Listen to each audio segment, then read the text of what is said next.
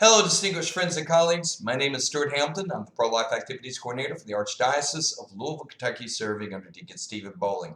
And this is 5 Minutes for Life, where we take 5 minutes to discuss one topic, one event, or one ministry that affects the pro-life movement here in the Archdiocese of Louisville.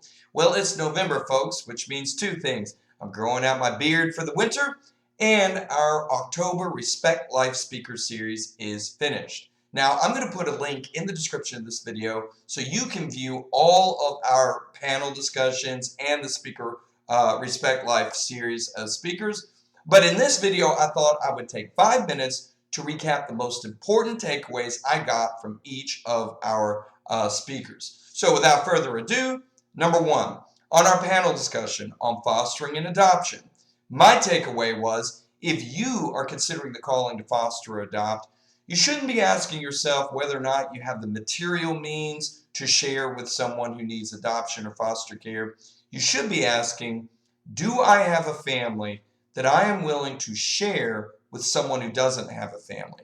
So you look at the love between yourself and your spouse or your existing children you already have, and the way your family runs, and you say, do I have that calling to share the love and the process of our family with someone who doesn't have a family? If the answer is yes, you may be called to foster or adopt.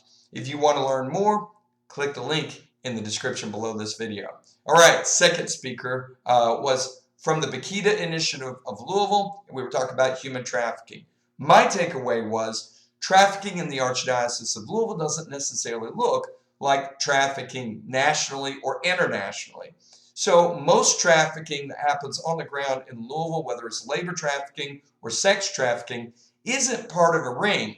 That means they're not a bunch of people that are chained up in basements being forced to do these things, but rather they're usually individuals that are in vulnerable situations that are being taken advantage of.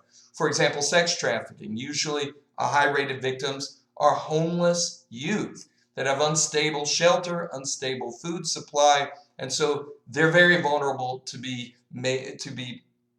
predatorized, to be used in sex trafficking. Labor trafficking, similar. A lot of people you wouldn't suspect of being labor trafficking because instead of being imprisoned somewhere, they're actually being threatened by criminal agents that are threatening their families back from their country of origin. And so all their money has to go to this criminal agency or criminal circle, and they're not even in the country. Okay, so for these reasons, we need to combat human trafficking by one, providing for the vulnerable so they're no longer vulnerable, shelter, jobs, food, but also giving a place for people to report that they are being trafficked in a safe manner, such as the Bakita Initiative does. Okay, third speaker series, end of life issues.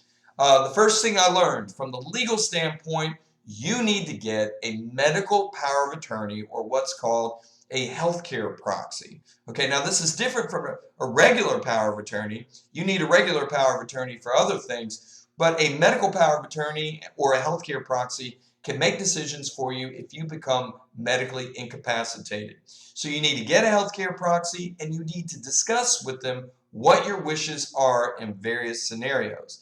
Now, if you're a Catholic and you're not quite sure what the Catholic Church asks of you in end-of-life scenarios, I did also learn from the theological side a good axiom.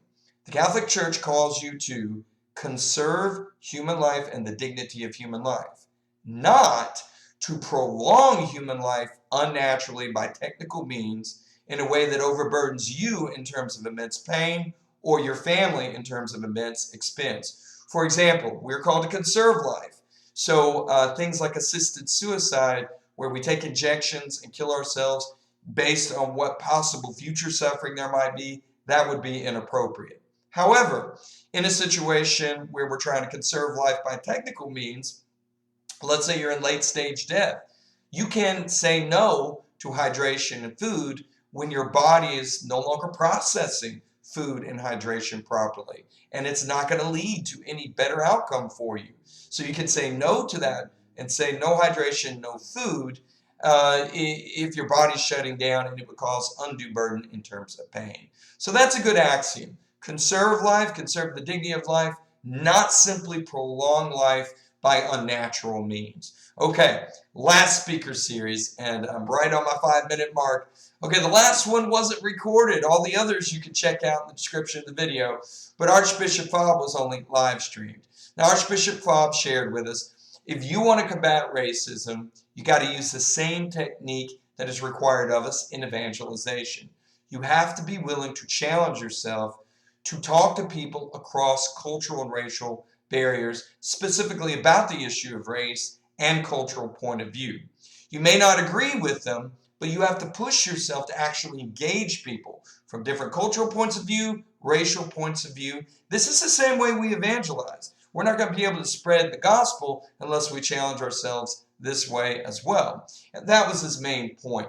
Listening to people's points of view, even if you don't agree with them, allows you to better process their point of view, and then we begin to respect each other in our cultural points of view by these one-on-one relationships that we have. And we also give opportunity to spread the gospel. In these ways, one-on-one, we begin to lessen racial tension, and then nationwide, we combat one individual at a time racism. Okay, I have tried this video 7 times, and this is the best time, closest to 5 minutes I've got. I'm not going to get any better. So if you want any more information, please check out the links in the video below. If you like what I'm doing, smash that like button, subscribe, hit the notification bell to know when new videos are coming out. And please remember, every human life is worth fighting for, because every human life has dignity in the eyes of God. We'll see you here next time.